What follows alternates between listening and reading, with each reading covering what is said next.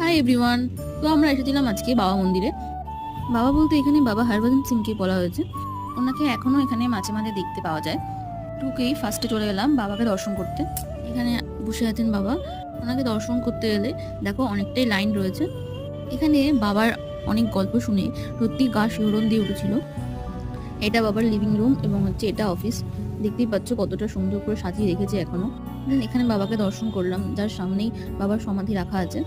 সেখান থেকে প্রসাদ নিয়ে আমরা বেরিয়ে আসলাম। দেখলাম এখানে সবাইকে খাবার বিতরণ করা হচ্ছে। এখান থেকে আমরা লাঞ্চটা সেরে নিলাম। এখানকার প্রত্যেকটা আইটেমই খুব ভালো ছিল। সেখান থেকে বেরিয়ে সোজা লাইনে দাঁড়িয়ে গেছিলাম জুতোটা জলের জন্য, যেটা আমি আমার মায়ের জন্য নিয়েছিলাম। ওখানে গিয়ে শুনেছিলাম টানা 21 দিন জুতোটা পরলে এবং জলটা খেলে নাকি সব রোগ নির্মূল হয়ে যাবে। So hope for the best. সেখান থেকে বেরিয়ে সোজা গাড়িতে উঠে আমরা রুমের জন্য রওনা দিয়ে দিয়েছিলাম। এটাই ছিল লাস্ট ডে।